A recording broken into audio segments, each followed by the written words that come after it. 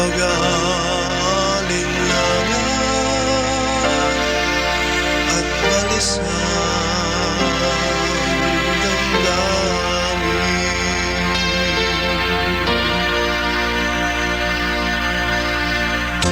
Mahaba man ang gabi, di ka nag-iisa. Kung bubuksan ang puso, ididilat ang mata.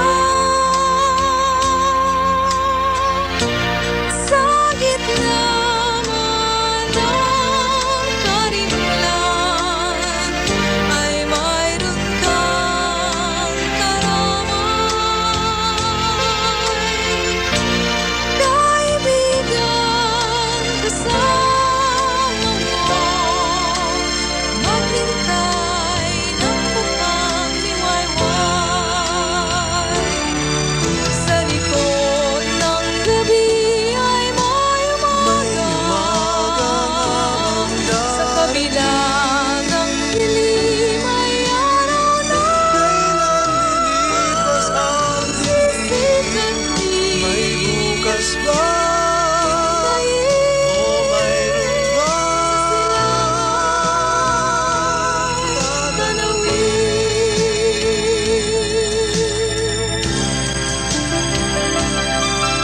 Darating nga ba ang umaga? May pag-asa bang magbalik pa?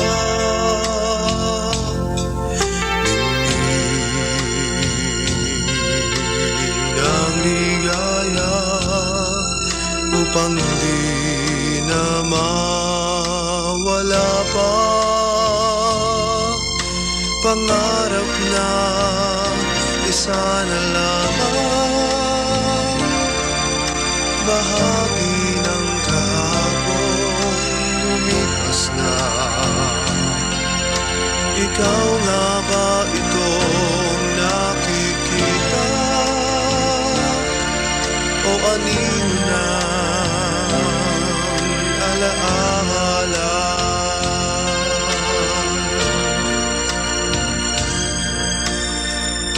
Sa sandali ng panindig, maging gabay ang panalangin. Takot sa iyong dibdib ay dagling papawigin.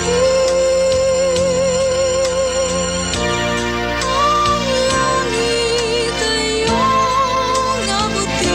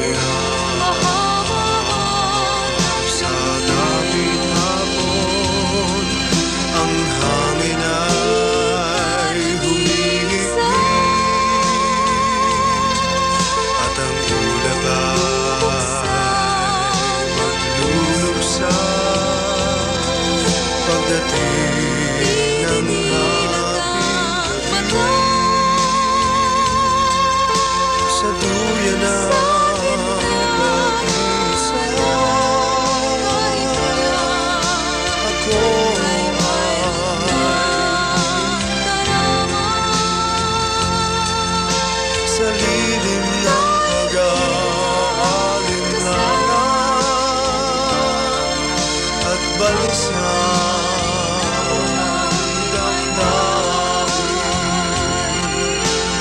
Maghintay ng bukal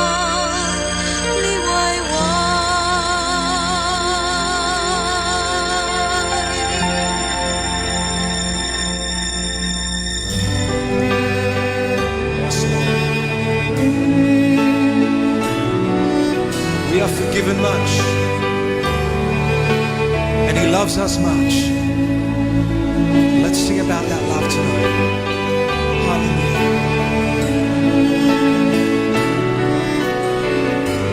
Yes, Lord. Jesus, you are my King. You're my King. Lamb of God, you're my sin offering. There is none who would die for my gain. You alone made this selfless exchange. For your love will never fail. Your love will never fail. Let's sing, I declare. I declare, you're my God, you're my God. You've removed all my fears, all my doubts. At the cross, there your will is revealed. Every sickness and pain you have healed. For your love will never fail. That's right.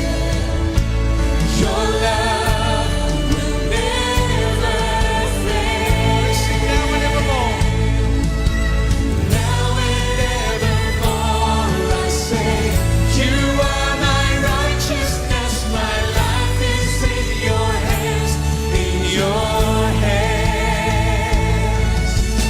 Now and evermore I say, I am forgiven much. Your mercy knows no end, knows no end. It knows no end.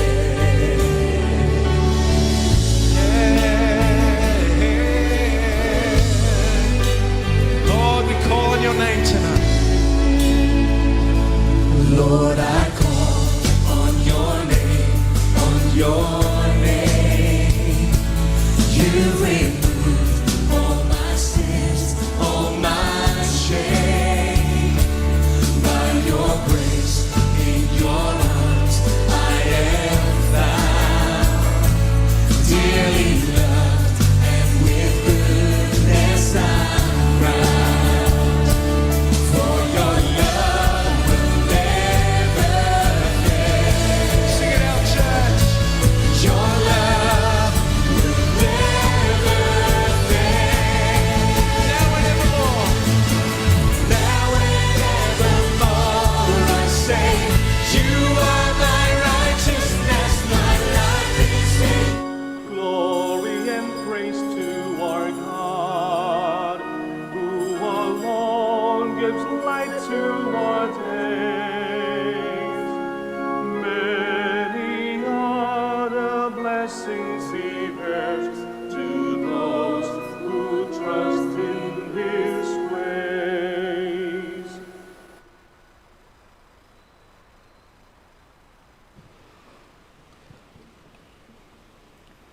In the name of the Father, and of the Son, and of the Holy Spirit. Amen. The grace of our Lord Jesus Christ, and the love of God, and the communion of the Holy Spirit be with you all. And with your spirit. Good afternoon, brothers and sisters. Good afternoon, Father. Welcome to the Minor Basilica of Our Lady of the Rosary of Manaoag. Let us all make ourselves worthy to celebrate these sacred mysteries as we call to mind all our sins and ask the Lord for pardon and strength. I confess to Almighty God, and to you, my brothers and sisters, that I have greatly sinned in my thoughts and in my words, in what I have done and in what I have failed to do, through my fault, through my most grievous fault. Therefore I ask Blessed Mary, ever Virgin, all the angels and saints, and you, my brothers and sisters, to pray for me to the Lord our God. May Almighty God have mercy on us, forgive us our sins, and bring us to everlasting life. Amen. Lord, have mercy. Lord, have mercy. Christ, have mercy. Christ, have mercy. Lord, have mercy. Lord, have mercy. Let us pray. O God, who caused the minds of the faithful to unite in a single purpose, grant your people to love what you command and to desire what you promise, that amid the uncertainties of this world, our hearts may be fixed on that place where true gladness is found. Through our Lord Jesus Christ, your Son, who lives and reigns with you in the unity of the Holy Spirit, one God forever and ever. Amen. Please be seated. Our reading from the second letter of St. Paul to the Thessalonians. We instruct you, brothers and sisters, in the name of our Lord Jesus Christ, to shun any brother who walks in a disorderly way and not according to the tradition they received from us. For you know how one must imitate us, for we did not act in a disorderly way among you, nor did we eat food received free from anyone. On the contrary, in toil and drudgery, night and day we worked, so as not to burden any of you. Not that we do not have the right, rather, we wanted to present ourselves as a model for you, so that you might imitate us. In fact, when we were with you, we instructed you that if anyone was unwilling to work, neither should that one eat. May the Lord of peace himself give you peace at all times and in every way. The Lord be with all of you. This greeting is in my own hand, Paul's. This is the sign in every letter. This is how I write. The grace of our Lord Jesus Christ be with all of you. The word of the Lord. Thanks be to God. Blessed are those who fear the Lord. Blessed are those who fear the Lord. Blessed are you who fear the Lord, who walk in his ways. For you shall eat the fruit of your handiwork. Blessed shall you be and favored. Blessed are those who fear the Lord. Behold, thus is the man blessed who fears the Lord. The Lord bless you from Zion. May you see the prosperity of Jerusalem all the days of your life. Blessed are those who fear the Lord. Please stand.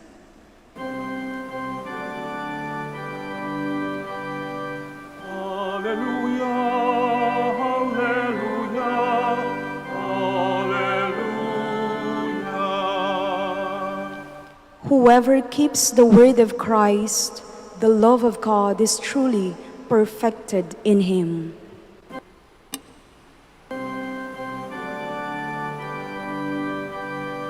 Hallelujah, hallelujah, hallelujah.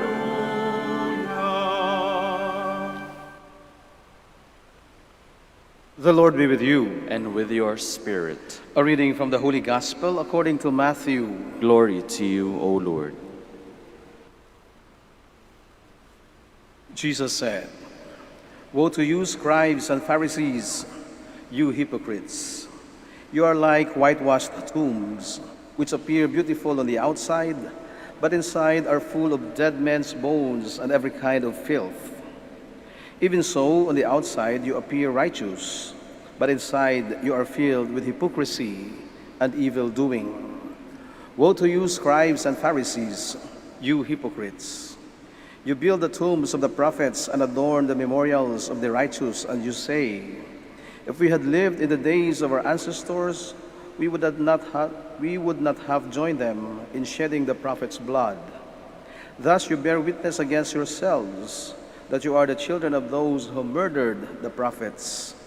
Now fill up what your ancestors measured out. Brothers and sisters, the gospel of the Lord. Praise to you, Lord Jesus Christ. Please be seated. Ang mga eskriba at mga pariseyo, sila yung mga magagaling na tao ng mga panahong iyon. Sila yung mga nakakaangat sa buhay, sila yung may mga pinag-aralan, sila yung mga bihasa, no, sa larangan ng mga batas. Hindi lamang ng lipunan, pagiging batas ng Panginoon. Kaya sila ay tinitingala, sila ay ginagalang at madalas kinakatakutan. Sapagkat mataas ang kanilang katungkulan, hindi lamang sa lipunan, kundi maging sa templo o sa simbahan ng mga panahong iyon. Kaya dapat ang inaasahan sa kanila ay sila yung mag-aangat, no, ng mga mas nakakababa sa kanila. Sila yung dapat magtuturo kung ano ang tamang pagsunod sa batas. Sila yung magtuturo kung ano yung tamang paggawa ng mga bagay-bagay na sang-ayon, no, sa mga batas na iniwan ng Diyos sa pamamagitan ni Moises.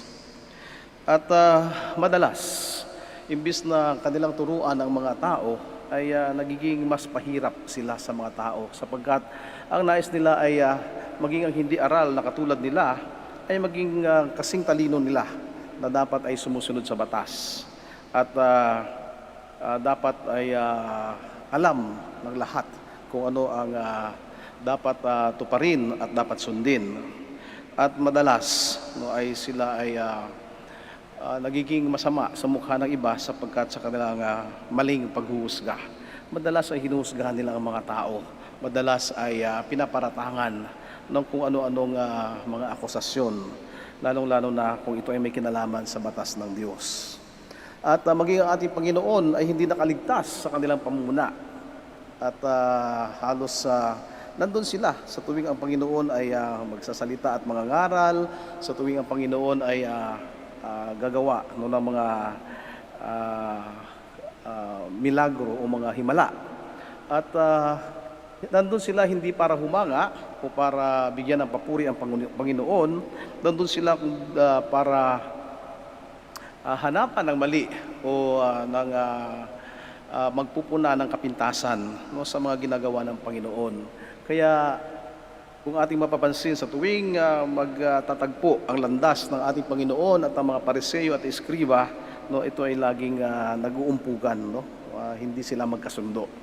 Kaya nga ang Panginoon ay meron ding balik sa kanila, no? Meron ding balik sapagkat nakikita at alam ng Panginoon na hindi tama ang kanilang ginagawa, sapagkat imbis na sila ay makatulong sa kanilang kapwa, sila ay nagpapahirap. At ang mensahe at pangaral ng ating Panginoon ay kung paano ang pakikipagkapwa-tao, paano maging mabuti sa ating kapwa. At ito nga ang sinabi ng Panginoon sa Ebanghelyong binasa natin sa araw na ito, no? Paulit-ulit, no? 2 beses na sinabi ng Panginoon, nakakahiya kayo, no? Kayo ay kahihiyan. Woe to you, no? Kayo ang mga guro ng batas at kayo mga pariseyo, nakakahiya kayo sapagkat kayo ay mapagpanggap. You are hypocrites, no? Sa panlabas na kaanyuan, kayo ay napakaganda, napakalinis, napakabuti sa mata ng mga tao. Subalit ang hindi nakikita ng mata ng mga tao, ngunit nakikita ng mata ng Diyos, ay ang kapangitan at ang kasiraan ng inyong kalooban. Katulad kayo ng mga buto, sabi ng Panginoon, you are like men's bones, full of every kind of filth, no? Punong-puno ng kasiraan at karumihan, at ito ay nakabaon sa lupa. No? Ngunit ang inyong pinapakita, no, ay para kayong walang kasalanan. You are so righteous. It is not wrong to be righteous.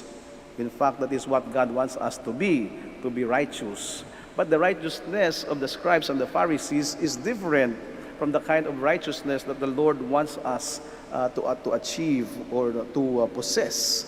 Why? Because the righteousness of the scribes and the Pharisees is called self-righteousness. No? Parang ako na lang lagi ang tama, ako ang mabuti, ako ang may alam, ako ang ako ang perpekto. At lahat ng iyong ginagawa ay mali. Laging may pagpupuna, laging may kamalian. Lagi kang mali at ako lagi ang tama. And this is the kind of righteousness that the scribes and Pharisees have. That is why the Lord declared unto them, "You hypocrites, woe to you, scribes and Pharisees. You are pretentious." And this is not what the Lord wants us. And so this is a reminder and an invitation at the same time for all of us. No? That despite the invitation of the Lord for us to be righteous, in fact, He said, seek first the kingdom of God and His righteousness. No? Gusto ng Diyos na maging tama at matuwid tayong lahat. Subalit ang ating pagiging tama at pagiging matuwid, dapat ito ay nakakatulong sa ating kapwa. Hindi nang aapak o hindi nang aapi ng ating kapwa. Tayo ay mabuti, tayo ay aral, tayo ay may katungkulan, tayo ay may kapangyarihan. Subalit, ang lahat ng ito dapat ay maging paraan o instrumento ng ating pagtulong sa ating kapwa. Hindi upang manakit, hindi upang mang-api, hindi upang mang-agrabyado ng ibang tao. Kung tayo ay biniyayaan ng Diyos na maging mabuti at maging matalino at mas may kakayanan at mas angat sa iba, gamitin natin ito upang tulungan ang ating kapwa. Nang sa gayon, ang ating katuwiran o ang ating pagiging matuwid ay hindi lamang pansarili. So our righteousness does not become only a self-righteousness, but it is the righteousness that is the righteousness of God, which always thinks of the other, always cares about the neighbor. So bilang mga anak ng Diyos, bilang magkakapatid kay Kristo, ito ang panawagan sa atin. Gamitin kung anong kabutihan na meron tayo upang iangat ang bawat isa. Let us pray.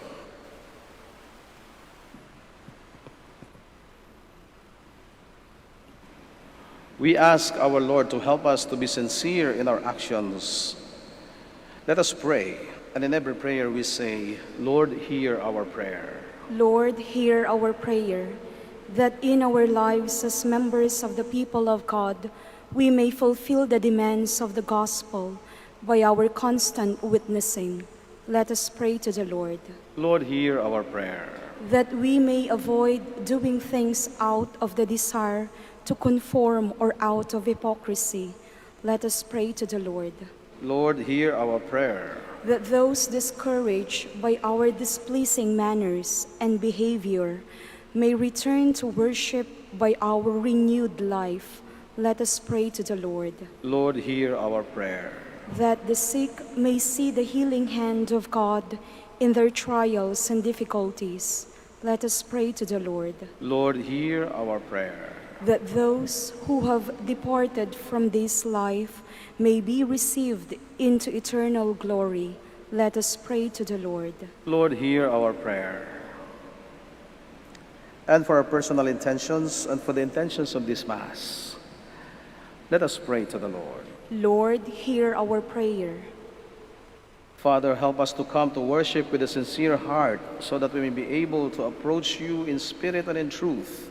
We ask this through Christ our Lord. Amen. Please be seated. We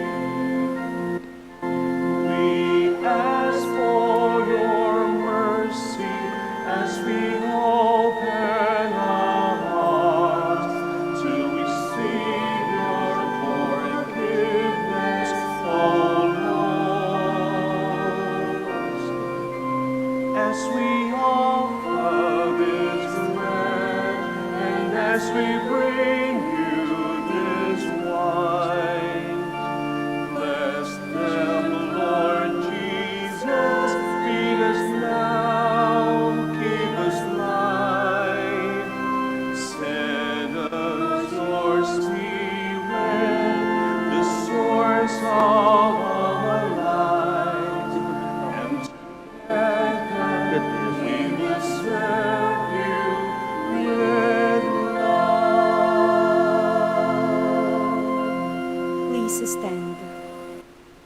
Pray, brothers and sisters, that my sacrifice and yours may be acceptable to God the Almighty Father. May the Lord accept the sacrifice at your hands for the praise and glory of his name, for our good and the good of all his holy church. O Lord, who gained for yourself a people by adoption through the one sacrifice offered once for all, bestow graciously on us, we pray, the gifts of unity and peace in your church, through Christ our Lord. Amen. The Lord be with you. And with your spirit, Lift up your hearts. we'll lift them up to the Lord. Let us give thanks to the Lord our God. It is right and just. It is truly right and just, our duty and our salvation, always and everywhere to give you thanks, Lord, Holy Father, Almighty and Eternal God. For just as through your beloved Son you created the human race, so also through him, with great goodness, you formed it anew. And so it is right that all your creatures serve you, all the redeemed praise you, and all your saints with one heart bless you. Therefore we too extol you with all the angels, as in joyful celebration we acclaim. Holy, Holy, Holy Lord, God of hosts, heaven and earth are full of your glory. Hosanna in the highest. Blessed is he who comes in the name of the Lord. Hosanna in the highest. Please kneel.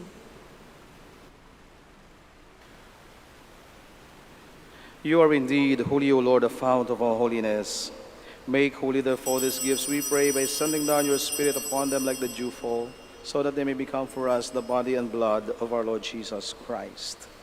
At the time he was betrayed and entered willingly into his passion, he took bread, and giving thanks, broke it and gave it to his disciples, saying, "Take this, all of you, and eat of it, for this is my body, which will be given up for you."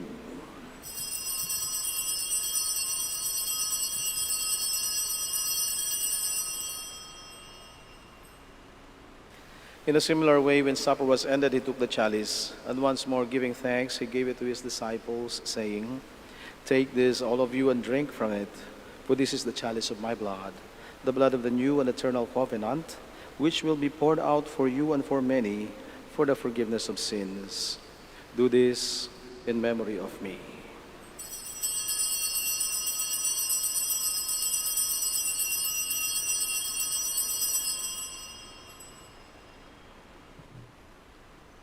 The mystery of faith. When we eat this bread and drink this cup, we proclaim your death, O Lord, until you come again. Therefore, as we celebrate the memorial of his death and resurrection, we offer you, Lord, the bread of life and the chalice of salvation, giving thanks that you have held us worthy to be in your presence and minister to you. Humbly we pray that, partaking of the body and blood of Christ, we may be gathered into one by the Holy Spirit. Remember, Lord, your church spread throughout the world, and bring her to the fullness of charity, together with Francis, our Pope, and Socrates, our Bishop, Fidelis, his auxiliary bishop, and all the clergy. Remember also our brothers and sisters who have fallen asleep in the hope of the resurrection, and all who have died in your mercy. Welcome them into the light of your face. Have mercy on us all, we pray, that with the Blessed Virgin Mary, Mother of God, with Blessed Joseph, her spouse, with the blessed apostles, and all the saints who have pleased you throughout the ages, we may merit to be co-heirs to eternal life, and may praise and glorify you through your Son, Jesus Christ.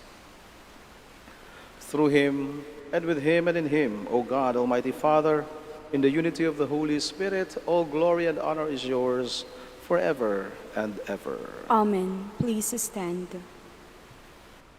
Full of love and confidence, we now pray to God our Father in the words our Savior taught us.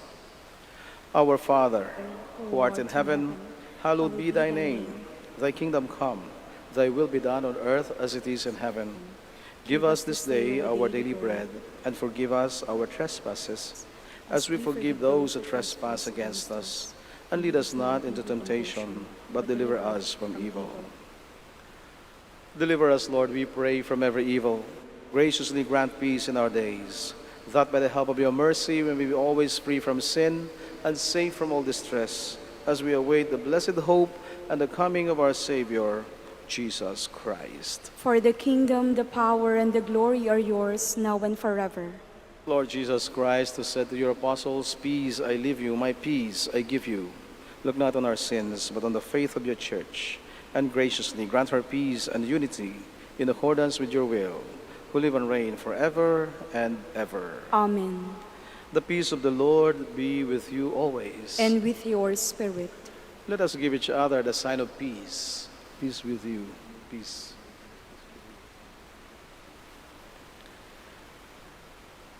Lamb of God, You take away the sins of the world, have mercy on us.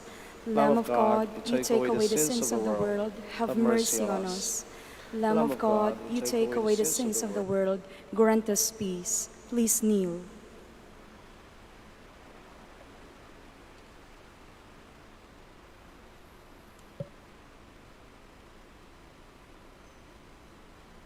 behold the Lamb of God. Behold him who takes away the sins of the world. Blessed are those who are called to the supper of the Lamb. Lord, I am not worthy that you should enter under my roof, but only say the word, and my soul shall be healed.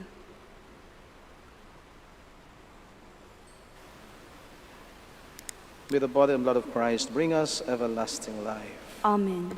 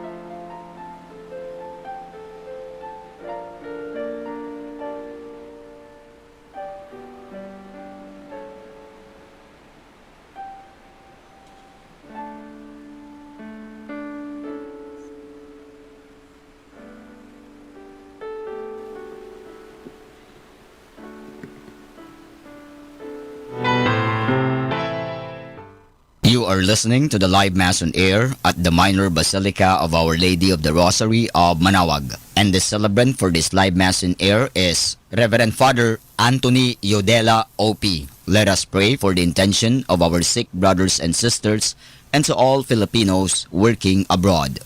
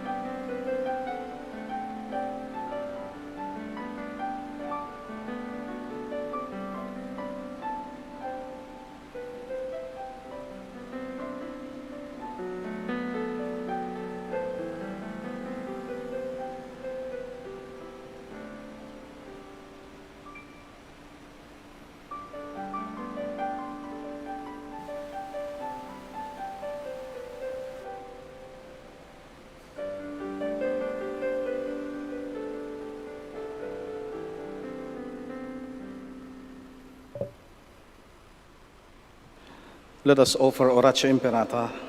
Please kneel. God our Father, we come to you in our need to ask your protection against the COVID-19 that has claimed lives and has affected many. We pray for your grace for the people tasked with studying the nature and cause of this virus and its disease, and of stemming the tide of its transmission. Guide the hands and minds of medical experts that they may minister to the sick with competence and compassion, and of those governments and private agencies that must find cure and solution to this pandemic. We pray for those afflicted. May they be restored to health soon. Grant us the grace to work for the good of all and to help those in need. Grant this through our Lord Jesus Christ, your Son, who lives and reigns with you in the unity of the Holy Spirit, one God, forever and ever. Amen.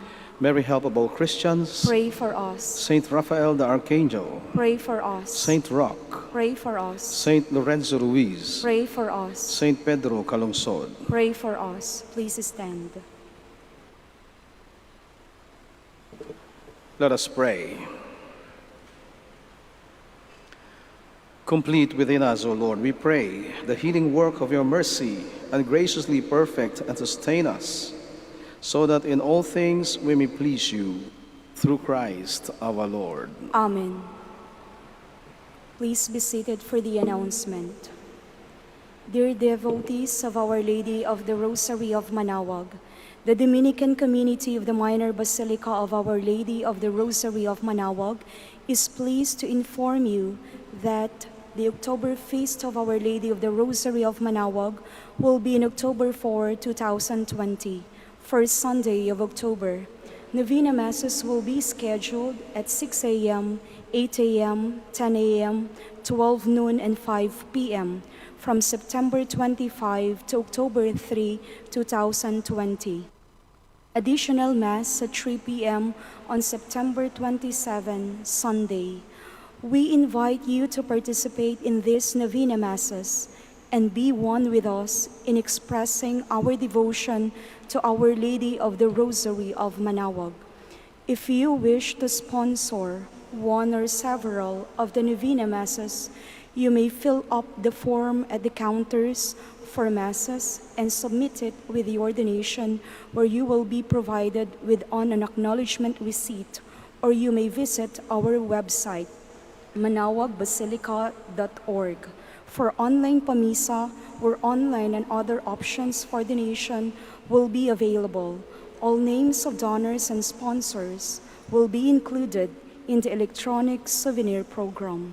Thank you very much for your continued support. God bless you. Please stand. The Lord be with you. And with your spirit. Brothers and sisters, thank you so much for joining us in this Eucharist celebrated at the Minor Basilica of Our Lady of the Rosary of Manaoag. Please have a meaningful pilgrimage and also please have a safe trip back home. And may Almighty God bless you, the Father and the Son and the Holy Spirit. Amen. The Mass has been offered. Let us all go in peace. Thanks be to God.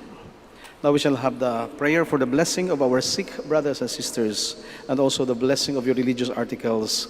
Please stay where you are. Bababa na po ako dyan para sa pagbabasbas ng inyong mga religious articles. Please join the prayer. Our help is in the name of the Lord, Who made heaven and earth. Let us pray. God, our Almighty Father, by your blessing you give us strength and support in our frailty. Turn with kindness toward our sick brothers and sisters. Free them from all illness and restore them to good health through the intercession of Our Lady of the Rosary of Manaoag. We ask this through Christ our Lord. Amen. In memory of the mysteries of the life, death, and resurrection of our Lord Jesus Christ, and to the honor and glory of the Blessed Virgin Mary, Mother of Christ and Mother of the Church, Our Lady of the Rosary of Manaoag, may the rosaries, images, candles, oil, and other religious articles, and all who will use them be blessed and made holy. In the name of the Father, and of the Son, and of the Holy Spirit. Amen.